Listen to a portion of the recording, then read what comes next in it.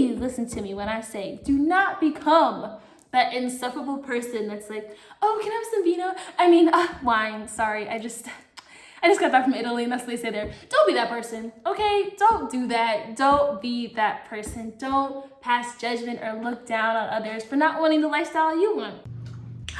Hey you. Hello, beautiful people. My name is Savannah, but on the internet, I go by Savvy C, and welcome back to Savvy C Scoop.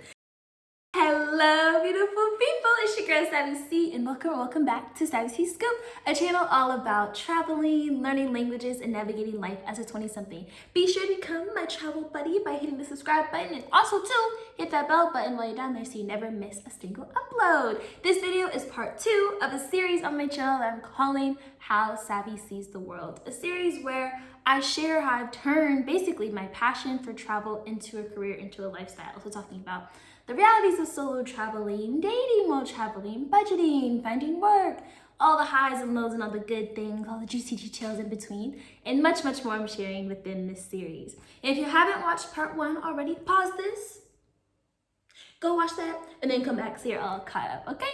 And you've already seen the title by now, but this video is all about the things I wish somebody told me before I began solo traveling, long-term solo travel, especially as a woman. But first, as promised, I'm getting a little shout out to the comment from part 1, which reads as follows. It's so refreshing to see how courageous and positive you are, even in bad times. You're beautiful inside and out. God bless you and stay safe. Oh, thank you for that. I do my best to stay positive and be a light to others and encouraging others and encourage myself. Because that's all I got, you know what I'm saying? That's all I got, but thank you for that comment, I really appreciate it. And as always too, timestamps will be in the description box below, so adapt this video to your needs, skip ahead to what best suits you. All right, sounds good? Let's get into it. The first thing I wish I knew is the extreme highs and the extreme lows that come with long-term solo traveling. With long-term solo travel, you experience such adrenaline and overstimulation and like dopamine spikes, but then also you experience burnouts and great loneliness. I've been doing this for 9, nearly 10 months now, and I still get that first day of school feeling when it's a travel day or I'm going to a new country, and there's no better feeling, as you guys know, of course, of when you get to a new city, new country, it's a new place, there's new people, new friends to make, a new hostel to explore, new boys, new girls, new babies, whatever your vibe is, new language, new foods to try, new cultures, pictures, like there's an abundance of things that gives you such a rush, and it's so exciting, and understandably so, and you should lean into that excitement. But the second you either have a sour experience or your social battery just goes, to 20% or less, or you just have an off day, all of that just completely, goes out the window. What's going on? What's going on? Talk to me. I'm done. Cut the show. And that excitement is dead overnight, essentially. And what I wish someone told me is that to kind of prevent and prepare yourself for those inevitable bad days, not so great Instagrammable, social media, trendy days, is to have boring days. Build in boring days in your travels. So have days where your biggest accomplishment is that you woke up, you showered, you went to the grocery store, or you woke up, showered, and you went outside, saw the sky, came back in. Have those Saturday nights, Sunday nights where you are in your bed watching Netflix by yourself, to yourself, and you're not feeling guilty about it. These guilt-free nights to just be alone and recharge your batteries. It's so important, and your body will communicate to you by far if you don't do it already naturally. So just be sure that you, stay in tune with yourself. Take a break, chill amongst the fun. You need to balance it out so that your highs and your lows can kind of balance out. So definitely do that, keep that in mind. The second thing I wish I knew was how much traveling would boost my self-confidence.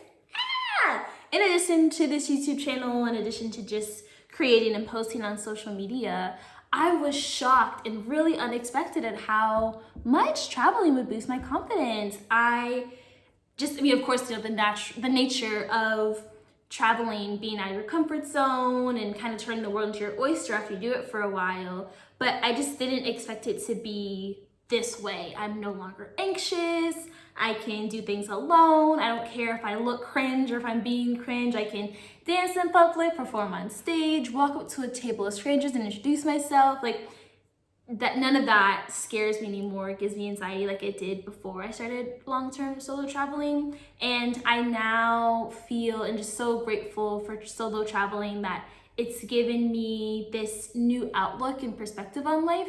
And I now am just living so boldly, authentically, truly myself with no regrets. And for that, I'm forever grateful. The third thing I wish I knew was how hard it can be to keep up with your hobbies. You're not home anymore, quote unquote. You're on the road. So the time that it takes, the space that it takes to sustain and keep up hobbies that you have easily at home, on the road when you're in a hostel or you're popping in and out of Airbnbs or hotels, or you're changing destinations on a weekly basis, bi-weekly basis, monthly basis, it's hard to keep up with them. But from doing this for nearly 10 months, I found 2 solutions. The first, try solo traveling.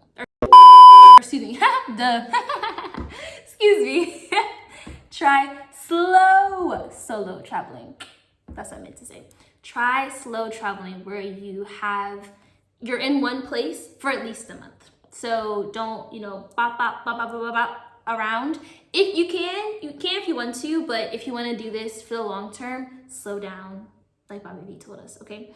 And just chill out, be in that one place. That way you can I'd recommend being in one place for at least a month where you can just explore that area, become integrated in the community, join whatever you're interested in, and take that time to be in that one place. And then my second solution would be, if you are someone that bops around a lot, moves around a lot, likes that new energy, wants to keep going, exploring, maybe you're on like a timed visa, you want to see as much of a continent or a country or a region as possible in a short period of time, then pick up a travel-related hobby, like journaling, scrapbooking, creating content on social media, blogging, or language learning. Check out Lingoda. Your girl is a brand ambassador for them, and they're a great resource that offers English, French, Spanish, and German, as well as British English classes, all online. So you can get on your Zoom anytime, any day, with great teachers that teach you in the native language, so you pick it up a lot quicker, and it's more immersive. You can either do private one-on-one classes or group classes to have that kind of classroom fun camaraderie environment. I think it's a great hobby and something to keep going while you're traveling, especially too if you're, let's say, learning Spanish and you're traveling throughout Spain. You can practice what you learn in class immediately the second it's in. So great opportunity, check that out as well in the links to that. If you want to learn more, check out Lingoda. Head to the description box below to get all of that information. The fourth thing I wish I knew is how quickly things can change when you're on the road. I've had an ATM machine eat my debit card. I've had a hostel roommate, had an allergic reaction. She had to go to the hospital. That just kept us up all night. Everyone was stressed. I've had a hostel volunteer opportunity in 5 weeks earlier than I expected, which completely threw a wrench in my travel plans. And that's just the tip of the iceberg of what I've been through. Knowing what I know now, you can't prepare for the unexpected, but you can, I would say, quote unquote, develop adaptability. And you can do that by doing your research, having a solid knowledge and foundation, having things like travel insurance, having multiple cards on you, having cash as well on you, and just overall being aware of what could go wrong so that, God forbid, the likelihood is strong, I'm not gonna hold you, but God forbid something does happen, you are prepared and ready for it. A big, I guess perk would be a word as well, you can say, something that you learn from traveling so long by yourself, or, by yourself and then along with others along the way, is how to just adapt to anything, just handle whatever comes at you. And I'll too be making a video later on in this series all about safety, so stay tuned for that. The fifth thing I wish I knew is to save my coins. Oh, during these 9-10 months, Lord, there's been so many times where my limited funds have prevented me from doing something, or I couldn't fully experience things, or dwindles my opportunities, which sucked and kind of forced me to be creative, be bougie with a budget, say work with it. But that doesn't have to be your reality. So do as I say, not as I do, and come with at least 1,000 to 2,000 of your local currency available with you, saved up, so you have that cushion, have that foundation. I met this one guy, we're the same age. He's from Alberta, and he's a millionaire now. He invented this tech company with one of his college friends, sold his portion, now he's traveling the world. So you don't have to be broke and traveling like the rest of us. So do as I say, that as I do. Save beforehand, have that as a cushion, so you're not just out here stranded. The sixth thing I wish I knew is how much traveling changes your perspective and deepens your empathy. While those at home, loved ones, and the greater world around you will likely stay the same and stay in that comfort zone and be comfortable staying the same. It definitely takes a special person, a specific type of person, to be open to throwing themselves into a foreign environment where they don't know anybody, they don't speak the local language, they have no source of reference. They're just gonna go there and just see what's up. They're very adventurous in that way. They're curious, they're extroverted more than likely, and they're just travelers. They're discoverers. They're curious people, and nothing wrong with that. But just know that people aren't like us, aren't like you. I feel like we're kind of the same. Maybe so, maybe not. But know that for as much as there are people who are like us, are like you, are like me, that are interested in traveling and want to see the world and are open-minded, there are people who are not, who are creatures of comfort and love their habits and love home and love their communities and don't want to leave it and have no curiosity. Especially now too with social media, to be fair to them, and I'm kind of maybe being a bit ironic in saying this, but in me sharing my travels with people can see and live vicariously through me without having to leave their couch, which I understand completely. Don't have to leave the crib, don't have to spend the money, because I did it for you, So just keep that in mind, and know that it's okay to have that degree of separation or just difference of opinion. Please listen to me when I say, do not become that insufferable person that's like, oh, can I have some vino? Wine, sorry, I just got back from Italy, and that's what they say there. Don't be that person, okay? Don't do that. Don't be that person. Don't pass judgment or look down on others for not wanting the lifestyle you want.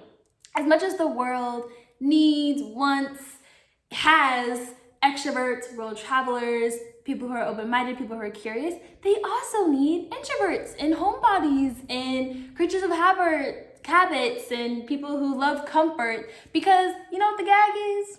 Without the people who build communities, who stay at home, where else travelers gonna go? Exactly. Riddle me that. So just don't be insufferable and don't pass judgment on others because they don't want to travel like you do. But know that likely it'll happen where there'll be a slight degree of separation between the two of you as you go and experience things, see new cultures, meet different types of people, are exposed to different things that will change you from that exposure versus those who aren't exposed to that and stay the same. That's all I'm gonna say about that. The seventh thing I wish I knew is how hard it can be to stay healthy on the road. Some hospitals low-key don't have kitchens on purpose so that you either spend money at their restaurants or just spend money in the community. And other hospital kitchens are quite hit or miss. And after a while, sometimes you just don't have time to, cook a proper meal. They don't have dish access. You don't have whatever can hold you back, especially if you're in, let's say, Deutschland, you're in Germany. On Sundays, everything's closed grocery store wise, so you can only maybe go to McDonald's, a pizza place, kebab shop, etc. So it can be really, really hard sometimes to eat healthy, to have home cooked meals, let's say. And also too, with gym pass memberships and daily guest passes, You can buy them, of course, they're available, but if you're out exploring all day, sightseeing all day, if you had a huge long travel day, or you're gonna have a 5, 6 a.m. wake up and the next day, then what's the point of it? So that can be tough, that can be difficult, and that's something I wish someone told me. But I'm gonna make a video in this series as well of how I stay healthy, what I do to make sure that I have those like home cooked meals or home feeling home adjacent things while on the road. How do I create home while on the road? The 8th thing I wish I knew was how fast you can bond with someone. I've really learned from traveling this long that your history with someone, your, let's say, relation to them, your bloodline, whatever, can really be irrelevant. There's been countless times where I've been in a hostel lobby and I've met someone and we talked for 3, 4, 5 hours. No phones, no distraction, an occasional person coming up to us just to say something, but we've really just been human to human, locked in bond. And I still am in contact with them to this day. There's been countless people who I've met while traveling who I think just maybe something while you're traveling brings out a level of vulnerability and openness and willingness just to be down. And it's been really cool just to meet people platonically and romantically. So maybe I should do like a study on that, like in my 30s or 40s, on like how people when they're traveling are like kind of different from their normal day-to-day lives. But that's really cool, and something that I love about traveling is the people you meet and how deep of a bond you can make in such a short period of time with people. The 9th thing I wish I knew is how irrelevant time will become, and just how relative time will become. And it kind of shows you that we're living in the Matrix. If you think about it, you know, we're living in the Matrix. And also too, with traveling and kind of dictating your own schedule and not having anyone, like being in control of your own schedule, let's say it like that, you realize just how many things are fabricated and how things are put in place to make our systems work, which, you know, society has to function. Does it have to function like this? I don't think so. But you realize just things that are a stress to you, or a worry to you, or a bother to you at home in your normal life, quote unquote, before you started traveling, completely are eliminated, dissipate. And it's really, really fascinating. I feel like a huge benefit, something I'm really thankful for, is how my relationship with anxiety has changed drastically, and my relationship to time. So things like deadlines, birthdays, milestones, whatever else comes up that normally would trigger me and my anxiety. It still does to an extent, but I am in a much better place now thanks to traveling, where I just take things as they come, and I really am not overwhelmed or anxious about life like I was beforehand. And I feel like if I didn't travel for this long, I wouldn't have had that experience. And last but not least, the 10th thing I wish I knew before I started traveling was how the world becomes your oyster.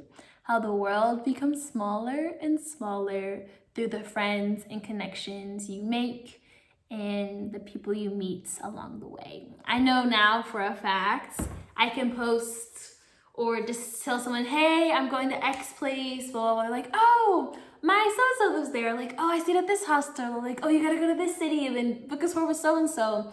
And you just build this network of people who have either lived there before from that area or have gone and can give you, you know, an insight into that place that you wouldn't have otherwise if you didn't kind of go into this life. And that's been so, so cool. It's really easy to be fearful of the unknown. It's easy to spread hate and spread lies. It's easy to create and stay in our, you know, little homogenous bubbles and worlds with little acknowledgement